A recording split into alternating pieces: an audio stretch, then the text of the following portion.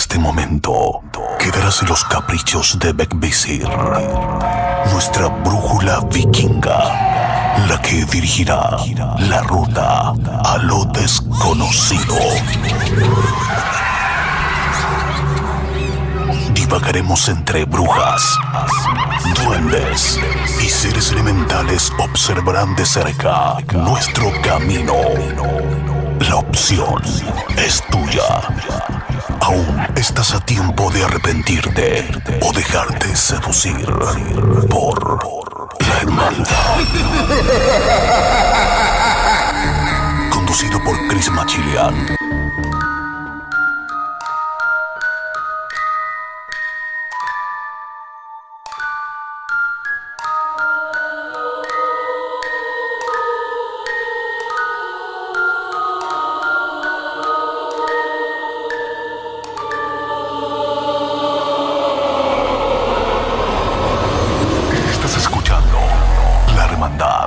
En Ritmo FM 87.8 Costa del Sol, Málaga 97.9 Barcelona.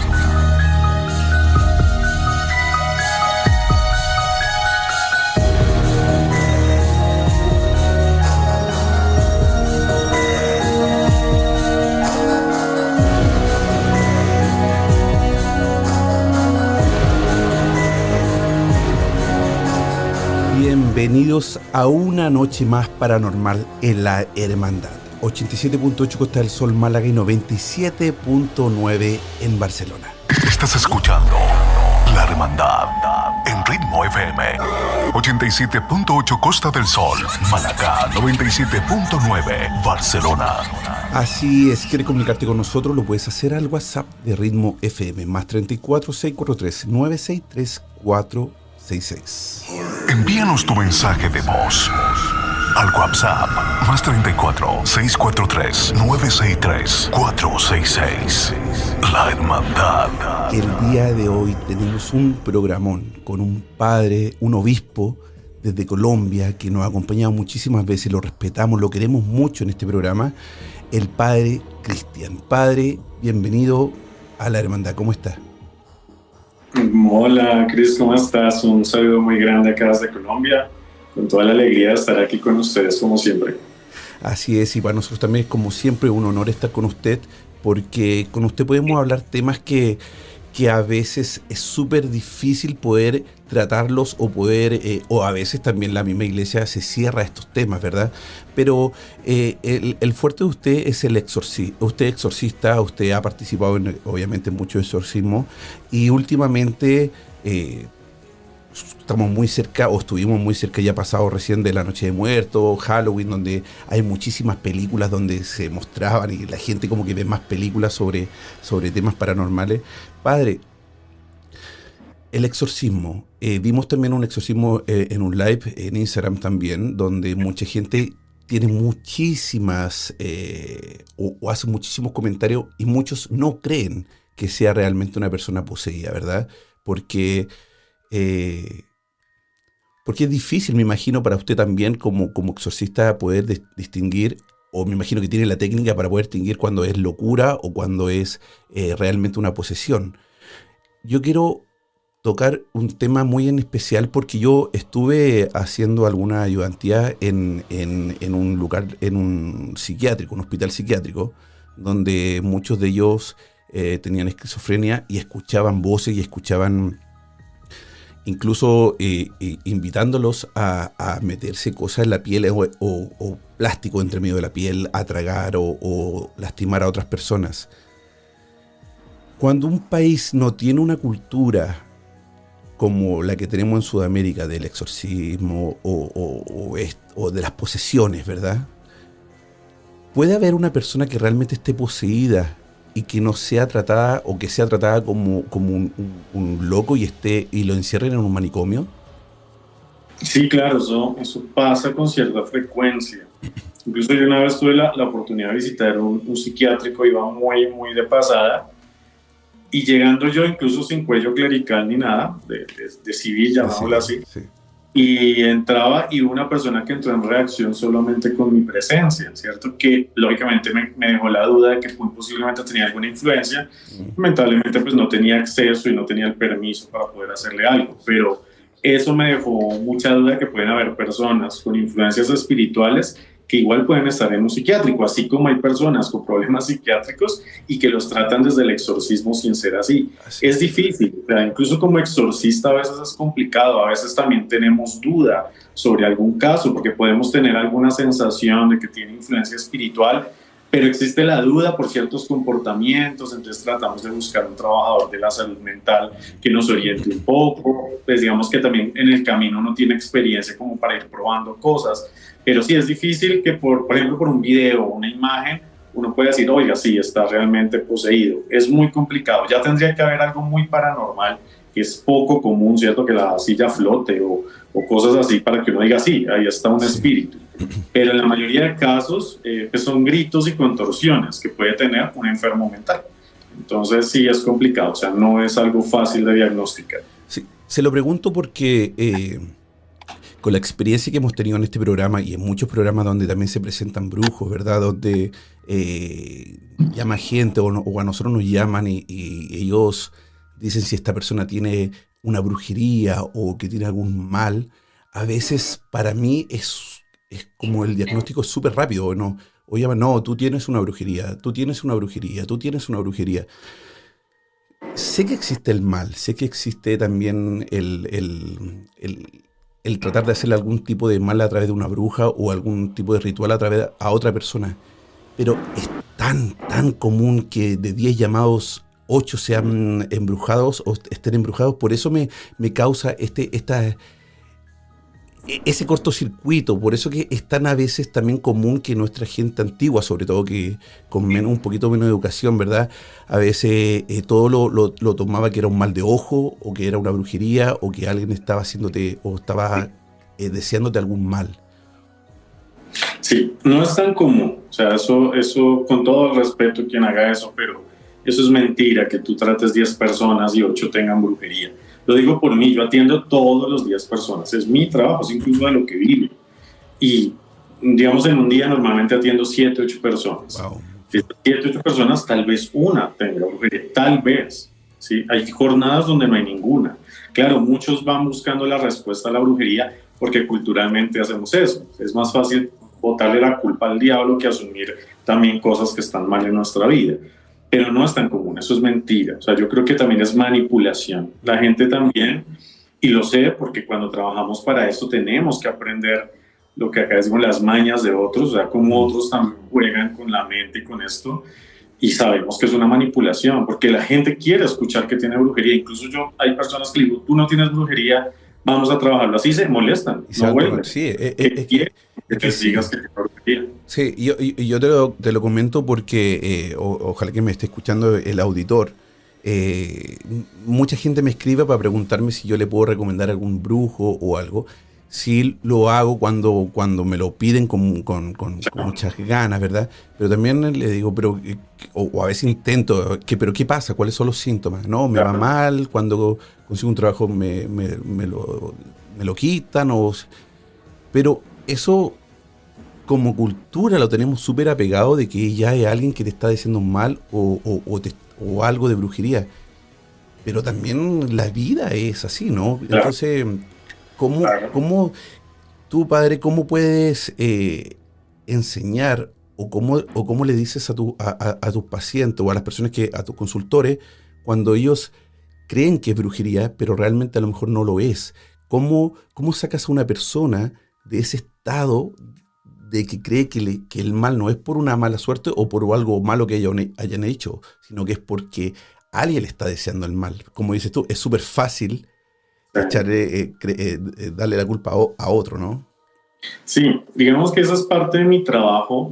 Yo tengo un enfoque y es el de tratar de educar en estos temas, ¿cierto? En todo el tema paranormal y espiritual, gran parte de mi trabajo es ese, educar y orientar sobre el tema.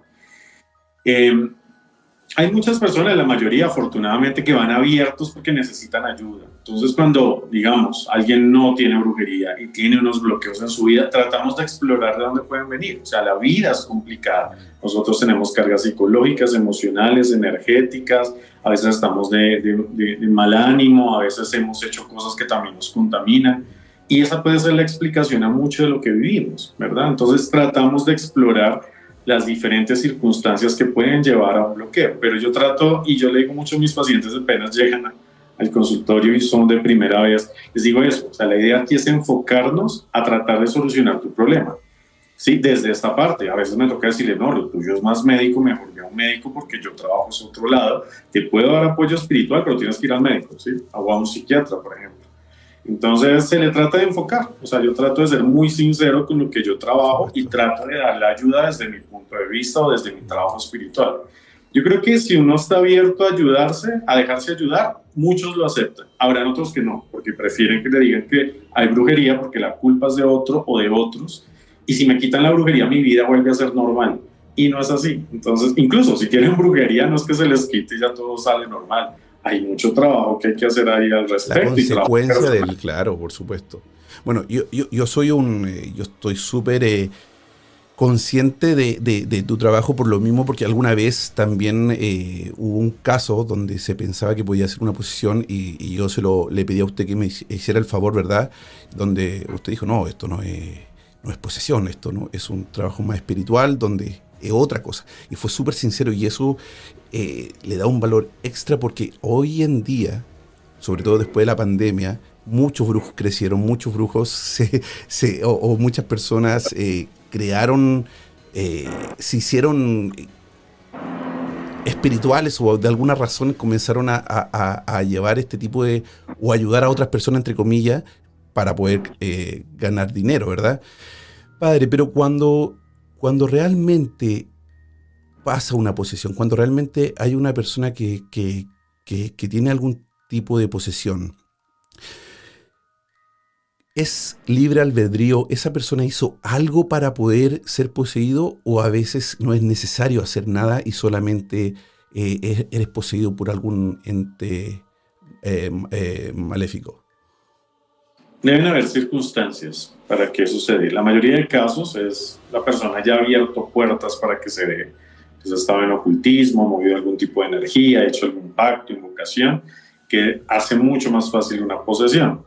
Hay algunas circunstancias como la brujería y sumándose a otras debilidades mentales, emocionales y energéticas que podrían ayudar a la posesión, pero digamos que tiene que haber circunstancias. Yo siempre doy el ejemplo de, no es que pases frente a un cementerio y te poseyó un espíritu, o estás viendo una película de terror y se abrió un portal y te entró un espíritu. No, lo más probable es que es sugestión. Pero cuando hay circunstancias, se puede dar posesión, pero son circunstancias. Yo incluso aclaro, la posesión es muy difícil que se dé, no es común una posesión. Yo como exorcista profesional, al cual le llegan muchos casos porque yo soy muy mediático aquí, te digo que llevo 1 año y medio sin hacer un solo exorcismo. He hecho liberaciones, que es diferente, pero exorcismo no. O sea, cuando ya declaramos posesión, es el último estado de influencia espiritual, se le llama demoníaca, aunque no necesariamente es un demonio, pero el último estado de influencia demoníaca es posesión, es lo más grave, es cuando ya una entidad entra a la persona y toma control. Eso no se da fácil, primero porque los seres humanos tenemos en nosotros mismos una protección psíquica y emocional que es difícil de romper.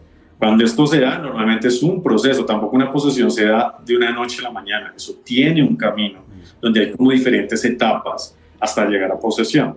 La posesión es lo más difícil, no es común, ¿cierto? Muchos de esos casos son enfermedad mental, emocional, porque así es. Y cuando se da, hay unas circunstancias, porque uno estudia el caso con la familia, las circunstancias, su historia, porque eso también ayuda a determinar si realmente hay posesión. Pero cuando alguien está, no sé, a veces me dicen así, no, es que yo estaba sentado viendo una película y de repente sentí que algo entró en mí, y yo he notado que estos días mi estado anímico ha cambiado, entonces estoy poseído.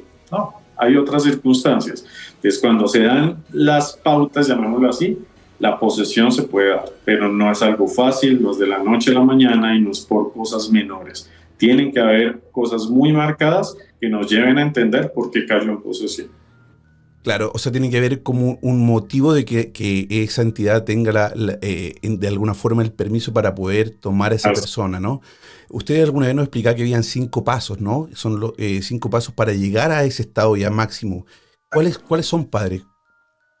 Sí, digamos que hay uno que es el básico, que se le llama la tentación, ¿cierto? Que de pronto cuando uno dice tentación se imagina a lo que las iglesias ponen de Adán y Eva. Pero la tentación es una influencia primera de un espíritu inteligente. Es cuando el espíritu inteligente pone en tu mente y en tus emociones cosas. Esa circunstancia es común a todo ser humano, ¿sí? No quiere decir que cada pensamiento negativo sea del diablo, pero sí hay circunstancias donde las energías negativas se nutren de ti. Entonces la primera etapa se llama tentación. Después hay otra etapa que se llama la obsesión. Obsesión es cuando ya ese pensamiento, ese susurro, esa seducción empieza a ser obsesiva, ¿sí? O sea, empieza a ser demasiado repetitiva, empieza ya a ser oscura, empieza ya a ser perturbante.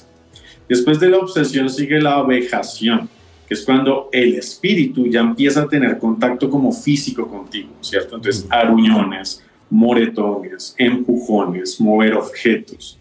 Después de la vejación sigue la infestación, que es cuando ya la entidad toma más poder y empieza a tener ya cierto control. O sea, ya no solamente te araña, sino que te habla ya más directamente, empieza a afectar estados de tu vida. Y por ejemplo, cuando se da una infestación en una casa, que es lo que normalmente se da cuando hablan las casas embrujadas, es una casa infestada, de una entidad que toma control y empieza ya a mover objetos, a afectar a las personas que allí están.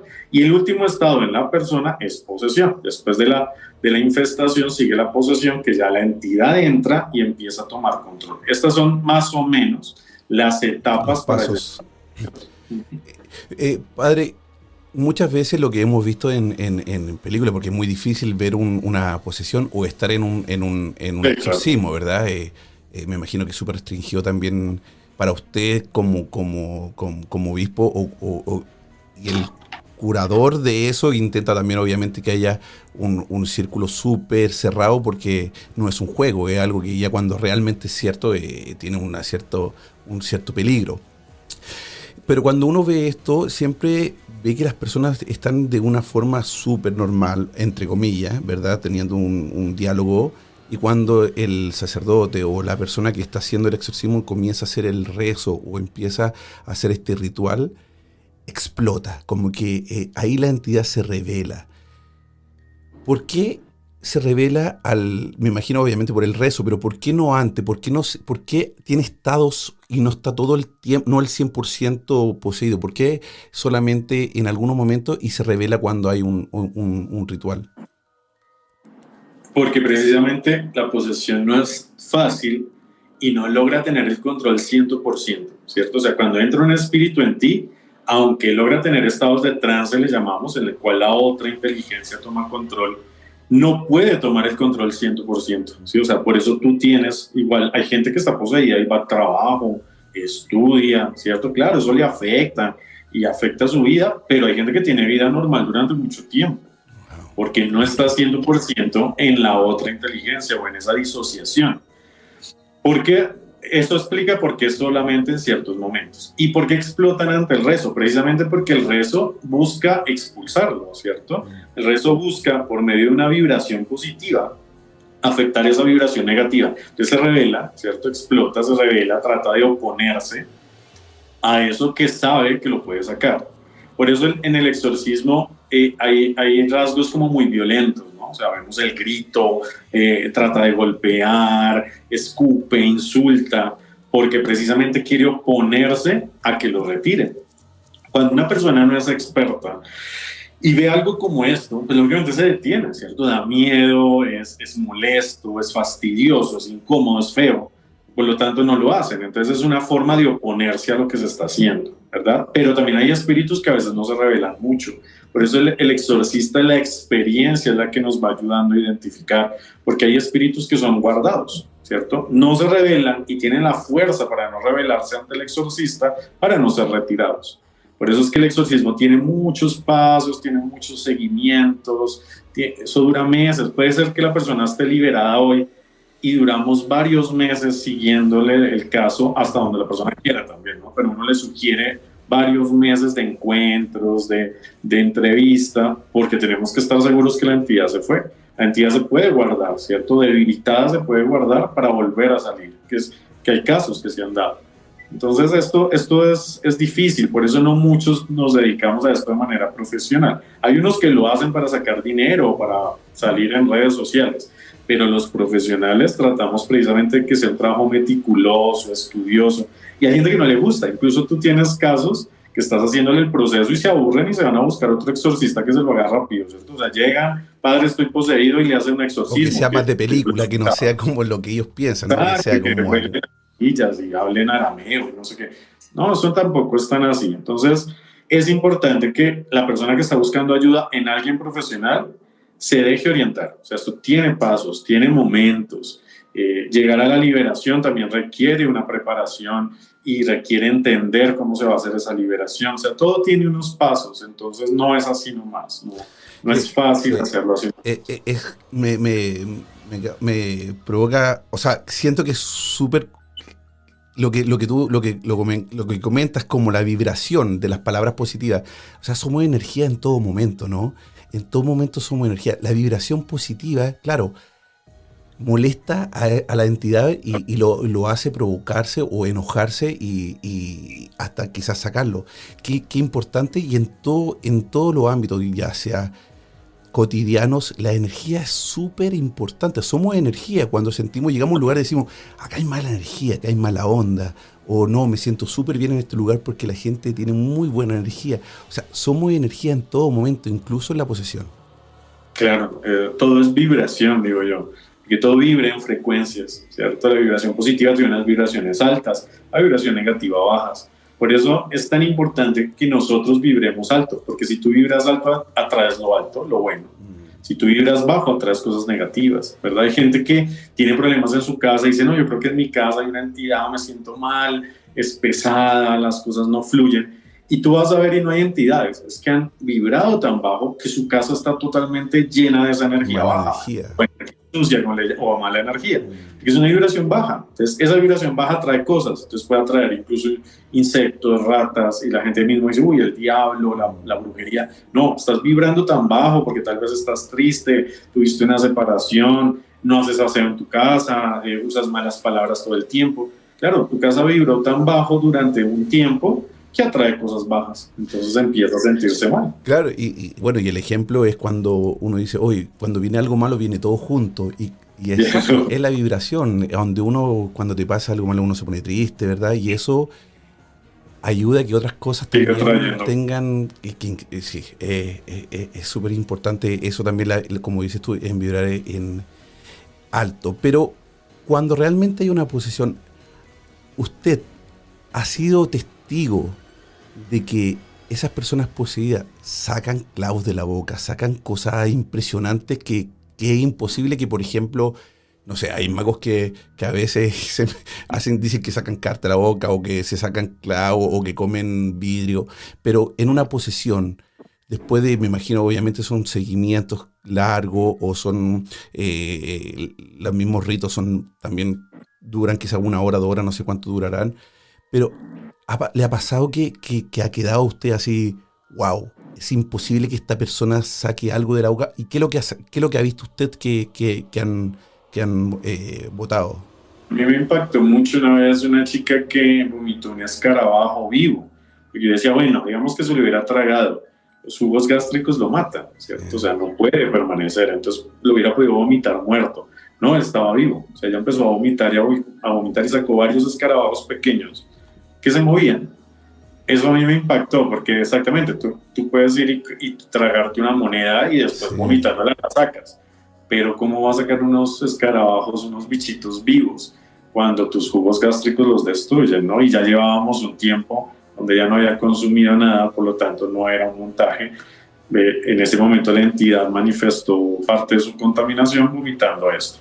Yo nunca he visto clavos y cosas así tan grandes, pero sí, por ejemplo, pequeñas piedras, estos insectos sí he visto que sacan. Qué increíble. Y cuando votan esto, ¿es solamente para a usted como el exorcista, para intimidarlo, o tiene algún significado en especial al votar esto? ¿O ¿Qué pasa y qué pasa después con estas cosas al botarlo? ¿Qué pasa con el escarabajo? ¿Se destruye, se muere al salir? ¿Qué pasa con eso? Digamos que el vomitar estos objetos tiene varios sentidos. Uno es eso, impresionar. Digamos que la entidad siempre trata de buscar poder por encima de quien lo quiere sacar, ¿no? Por eso a veces mueven cosas, se burlan, porque tratan de mostrarse más fuertes que el exorcista para que el exorcista tenga miedo, se baje y no pueda seguir. Entonces, cuando vomitan objetos, es mostrando poder, ¿cierto? Es como diciendo, mire lo que yo puedo hacer y logro sacar esto, imagínense qué más puedo. Pero también tiene otros sentidos. Por ejemplo, normalmente no son objetos bonitos, ¿no? No vomitan flores o algo así, porque precisamente muestra vibración, ¿cierto? Cuando vomita un clavo, cuando vomita un insecto, está mostrando que la vibración es tan baja y tiene tanta fuerza que puede lograr hacer eso. Entonces, digamos que el exorcismo se vuelve una batalla en la cual las dos fuerzas tratan de pelear de alguna manera, ¿sí? Por eso también es tan agotador. Tú puedes haber hecho un exorcismo de 20 minutos y terminas con dolor de cabeza, enfermo, ¿cierto? Es muy común que nosotros como exorcistas después de una sesión quedemos enfermos un par de días, ¿cierto? Vómito, diarrea, dolores, porque es un choque de energías, ¿sí? Entonces la entidad trata de mostrarse siempre más fuerte que el exorcista.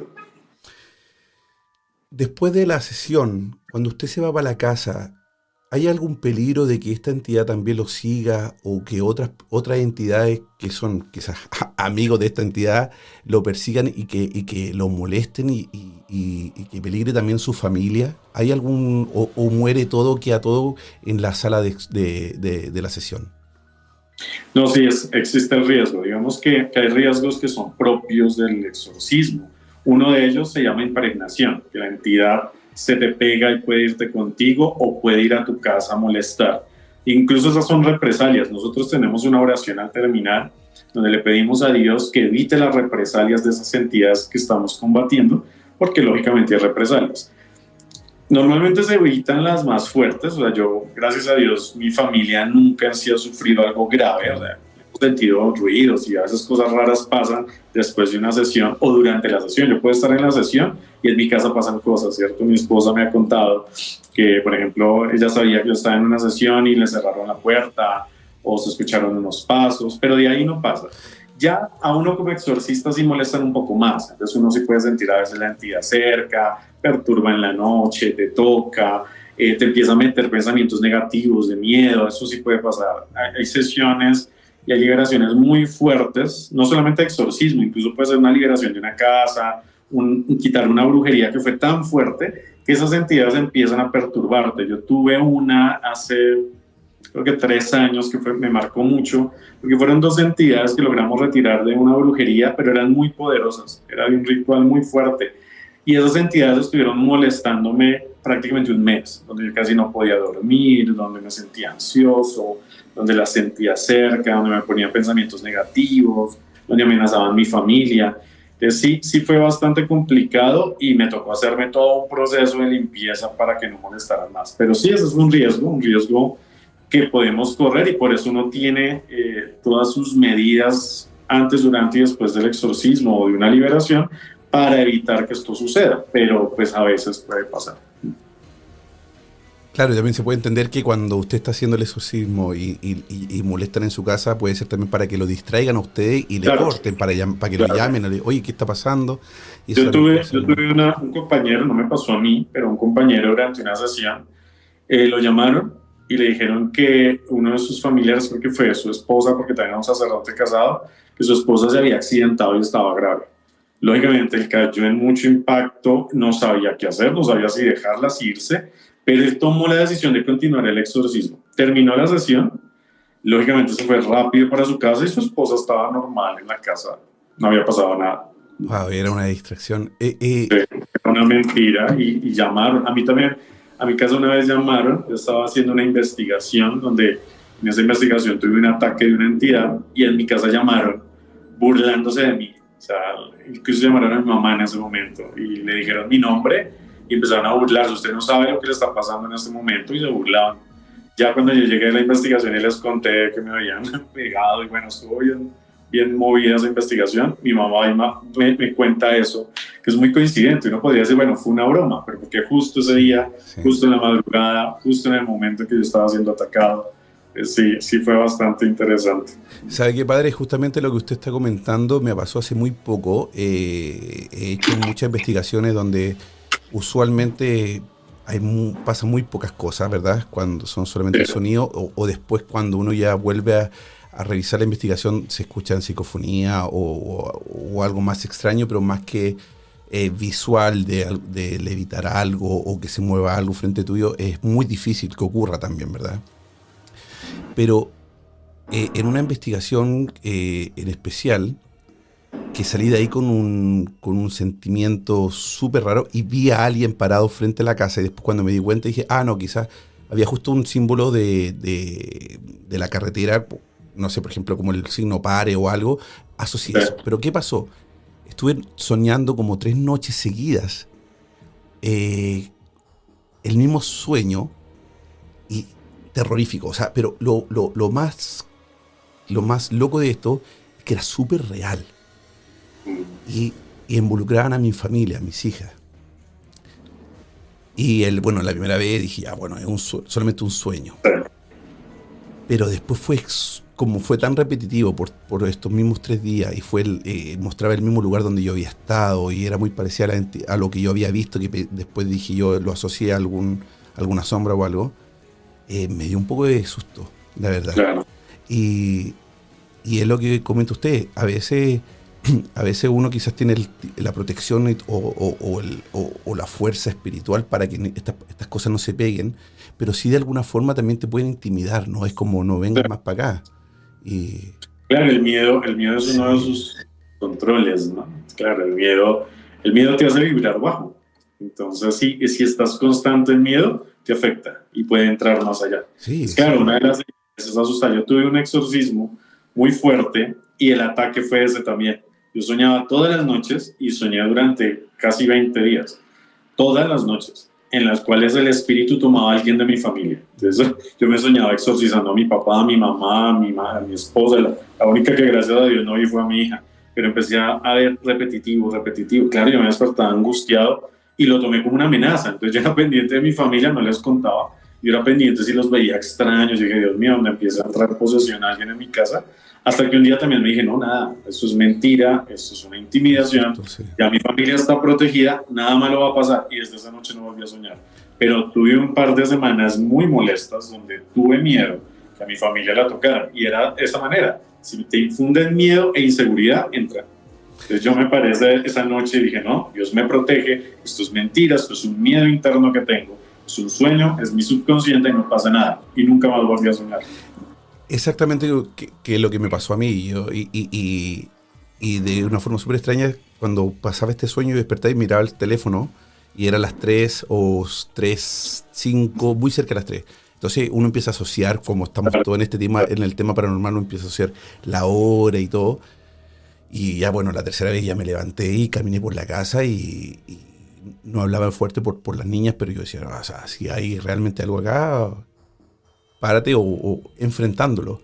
Y después de ese enfrentamiento ya nunca más pasó. También uno puede pensar que es sugestión porque ya mucha investigación y todo, pero esto fue sumamente diferente porque a pesar de todas las investigaciones que he hecho en lugares peores de lo que estuve ahí, los sueños eran muy reales y eran muy agresivos. Padre, cuando usted hace un exorcismo o una sesión de exorcismo real, ¿no? Donde usted dice esto es verídico, ¿cuánto dura? ¿Cuándo usted dice terminamos por hoy y seguimos mañana?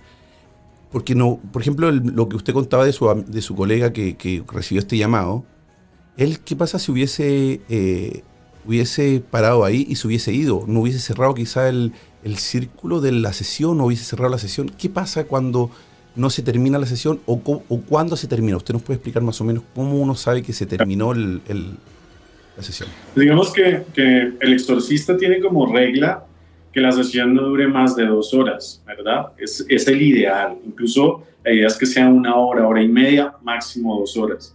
A veces puede durar más de 2 horas según cómo veamos los signos. A veces durante el exorcismo tú sientes o ves que la entidad ya está siendo derrotada.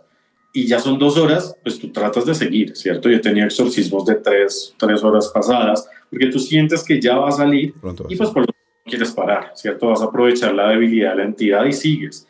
Pero el ideal es entre 1 y 2 horas, ¿verdad? Si algo ocurriera, digamos, algo de repente, un peligro, y tú debes cerrar la sesión, claro, eso tiene un orden, ¿verdad? De volver a cerrar el ciclo, de sellarlo e irte. Si tú dejas una sesión así nomás, hay peligros. Hay peligros que la persona dure en trance más de lo que debe durar y se le empoderó la entidad. Hay peligro de que la entidad tenga más fuerza para impregnarse en el exorcista y molestarlo, ¿verdad? Entonces, es un profesional, así esté temblando, trata de cerrarlo, porque no es difícil cerrar la sesión. O sea, tú dices unas palabras, cierras y acabaste, o sea, son segundos. Entonces, se cierra la sesión y ya se continúa después, pero sí la idea es que tú cierres para evitar daño en el paciente y en ti. La persona que tiene la posesión, ¿verdad? Termina la sesión con usted, pero usted sabe que todavía la entidad no se ha ido, que tiene que volver, no sé si es al otro día o quizá una vez a la semana, según el cansancio, no sabemos, nos puede decir después cómo funciona eso, pero cuando se va a la casa, ¿qué pasa con esta persona? ¿Sigue una vida normal, padre, o sigue siendo intimidada? Porque como la entidad sabe que está en un tratamiento de liberación, quizá lo intenta asustar más o poseer más. ¿Qué pasa con esa persona? ¿Son días de calvario para esa persona? Digamos que pueden pasar muchas cosas. Es difícil porque cada caso es muy distinto. Pero digamos que la idea es que cuando tú cierras la sesión, la entidad se calma, ¿cierto? Eso es inmediato. O sea, tú acabaste, puede que estés reaccionando, tú ya hiciste el amén final, digámoslo así, y te quedas un rato. Y la entidad empieza como a dormirse hasta que sale la personalidad, ¿cierto? O a veces durante la sesión ya empieza a revelarse la personalidad y se calma. ¿Qué pasa después? Pues puede que la persona viva normal, ¿cierto? Puede tener una vida normal, puede salir a trabajar, estudiar, estar con su familia, teniendo momentos de trance, porque precisamente la posesión se manifiesta así, con estados pequeños de trance. Por algo llegan, ¿verdad? O si no, por algo llegan a ustedes, si no, no llegarían, ¿verdad? Sí, claro, tienen pequeños estados de trance. ¿Puede que se empeore? Sí, puede pasar. Puede que la entidad, pero eso es una señal incluso de debilidad, puede que la entidad ya sabe que sale, o sea, está muy debilitada, les trata de hacer, eso se le llama interferencias, trata de interferir, les trata de afectar la vida de la persona para que no siga haciendo el proceso. Como puede pasar lo contrario, que ya está tan debilitada que sus manifestaciones son mínimas. Entonces pueden pasar eso, o sigue igual, con pequeños estados de trance, empeora o se disminuye. Eso ya depende del tipo de entidad, de la misma persona. Bueno, increíble, estamos junto al padre Cristian, obispo Cristian desde Colombia, hablando de exorcismo, especialista en exorcismo en Ritmo FM, 87.8 Costa del Sol, Málaga y 97.9 en Barcelona. Estás escuchando La Hermandad en Ritmo FM, 87.8 Costa del Sol, Málaga, 97.9 Barcelona. Luego de una liberación, padre, cuando usted dice, ya terminé mi trabajo, esta entidad o entidades dejaron a esta persona, ¿verdad?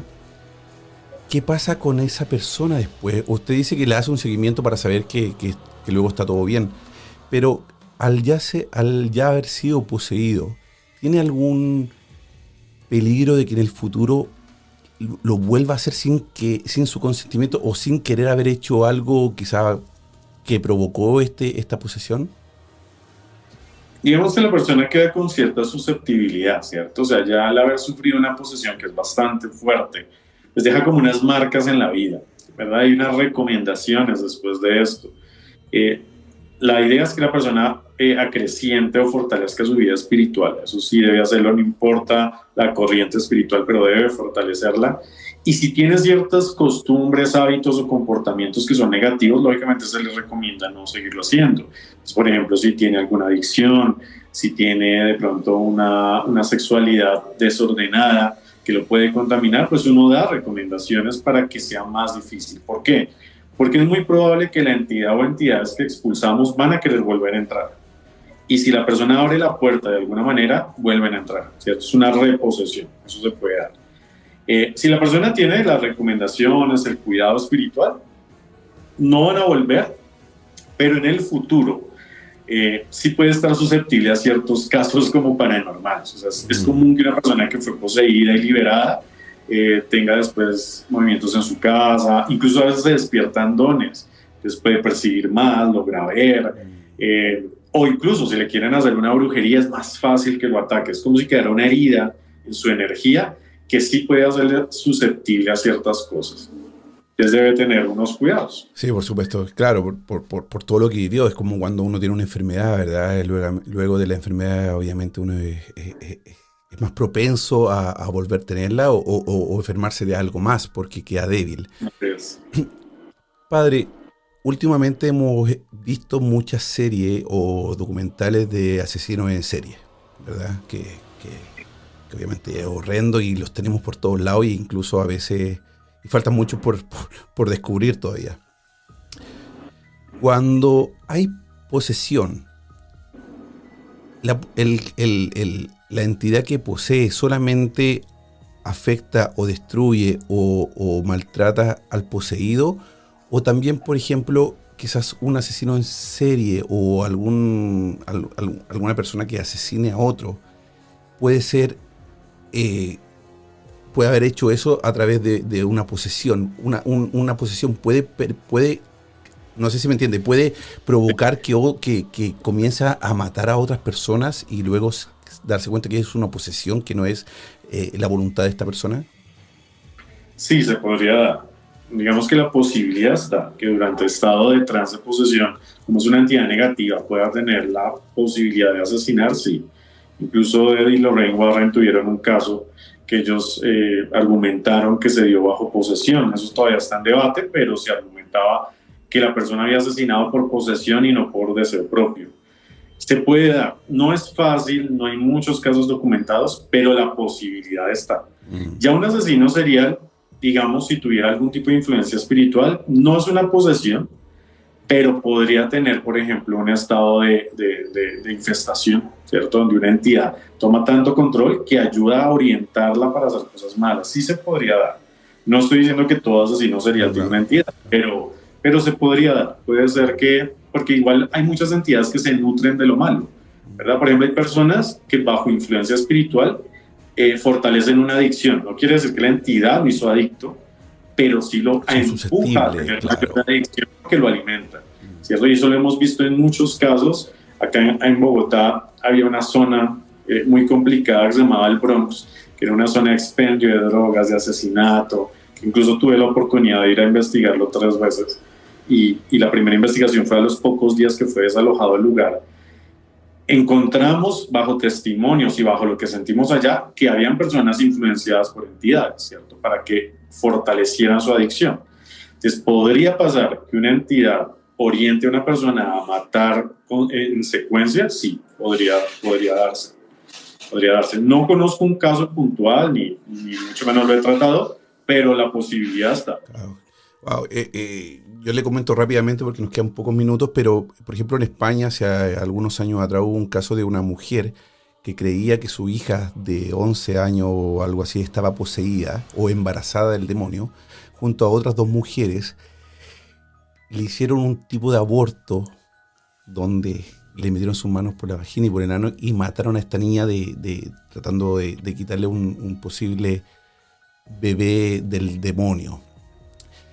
Me imagino, no sé si usted conoce ese caso, es un caso terrible, que solamente al comentarlo se me para los pelos, sí, es terrible.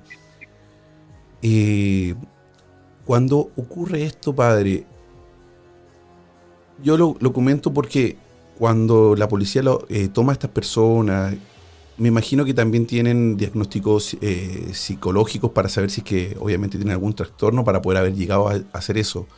¿En algún momento le piden ayuda a ustedes la policía como exorcistas para saber si es que esta persona tiene algún tipo de posesión o ya simplemente se olvidan de ustedes y lo toman ya como algo psicológico? Digamos que hay casos documentados donde han pedido apoyo de exorcistas o trabajadores espirituales. A mí solamente una vez me pidieron una opinión, pero fui muy por encima, o sea, no fue algo ni oficial ni nada así, sino que una persona que estaba en un caso me buscó para una opinión. Pero sí hay casos documentados donde hay exorcistas o trabajadores espirituales que han estado metidos en casos, pero a mí personalmente no me ha pasado. Sí, es que obviamente ahí uno se olvida de lo espiritual y uno va Sí, claro. a lo humano y uno dice, no, esta persona tiene que pudrirse en la cárcel y cumplir una condena por lo que cometió, ¿no? Ahí se nos olvida todo lo que puede, o lo que creemos que quizás puede ser cierto, que una posesión o algo así. Padre, usted está haciendo cursos de como diferentes tipos de cursos, ¿no? Para ser exorcista o poder conocer más o menos cómo entrar en el tema del exorcismo. ¿Usted nos puede contar más o menos qué cursos son, cómo lo está haciendo, cuándo comienzan y eso para las personas que nos están escuchando quizás están interesados en poder tomar uno de ellos? Sí, claro. Bueno, digamos que parte de mi enfoque siempre ha sido la educación espiritual. Entonces yo enseño diferentes disciplinas. Hace unos meses, más o menos, más larguito, comenzamos precisamente un diplomado sobre exorcismo y liberación que se abrió al público. Entonces están dando las bases para llegar a un conocimiento pues, apto para liberación, y hay como una especialización para quien quiere de pronto ser un exorcista.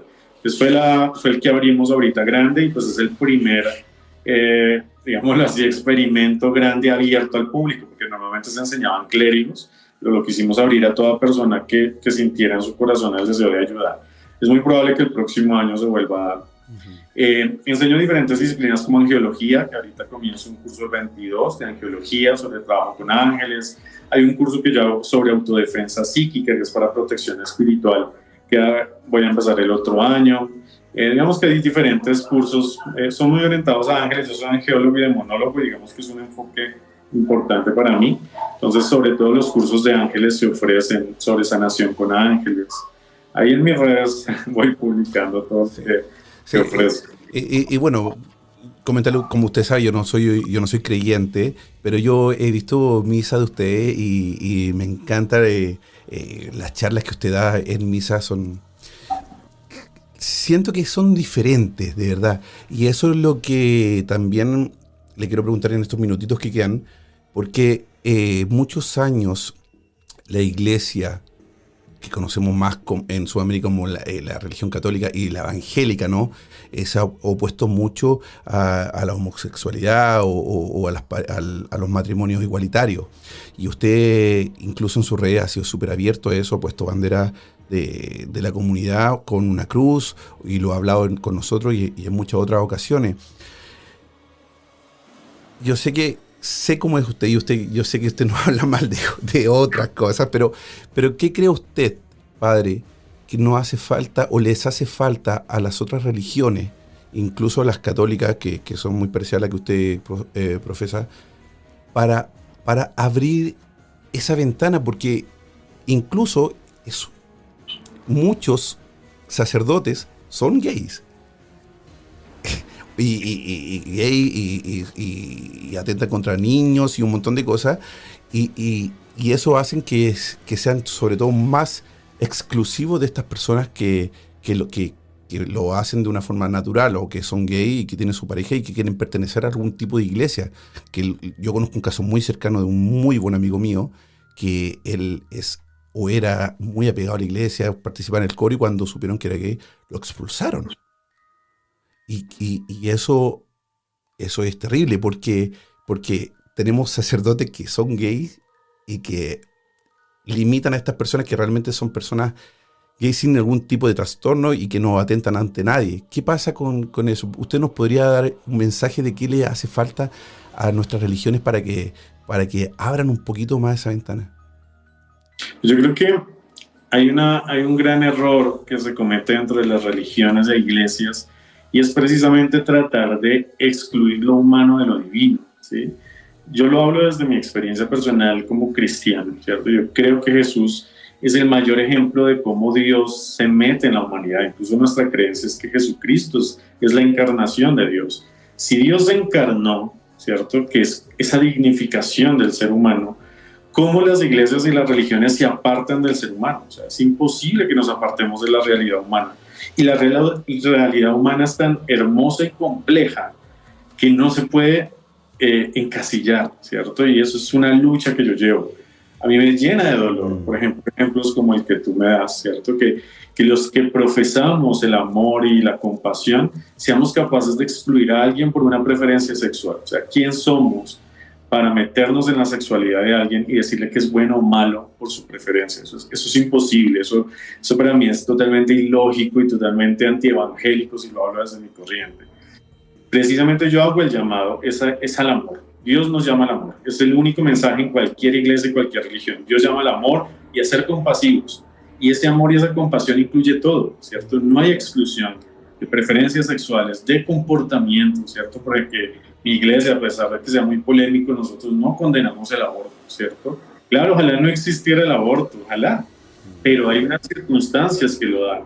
¿Quiénes somos nosotros para juzgar a una mujer que bajo unas circunstancias personales, violación o cualquier cosa?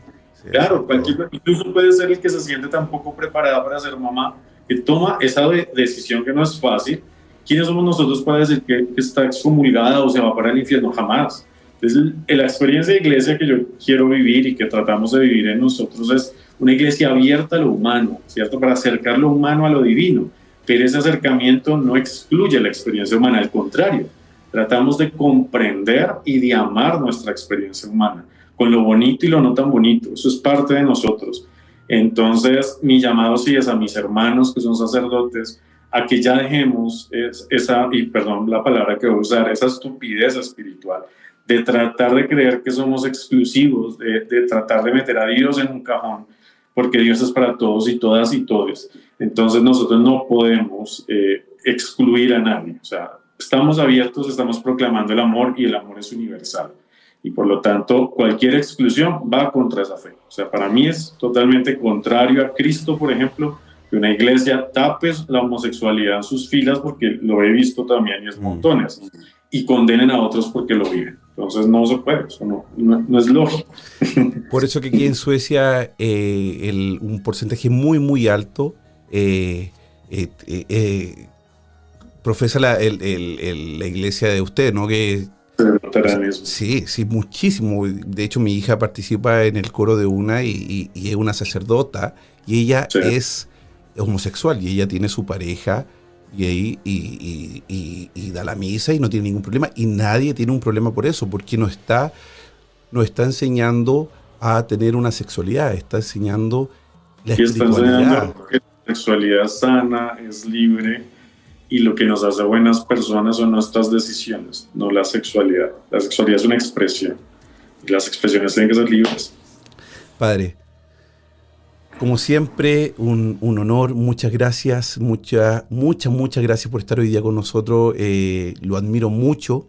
De hecho, nunca he ido a una misa, pero miro las misas de ustedes a veces para que sepan más o menos el nivel. Así que muchísimas gracias por el día de hoy, muchas gracias por acompañarnos, por explicarnos qué es lo que es el exorcismo, porque lo vemos mucho en película, pero no sabemos lo que realmente es.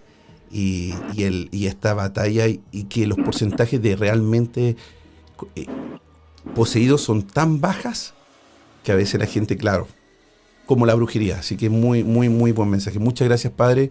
Muchas gracias por estar el día con nosotros.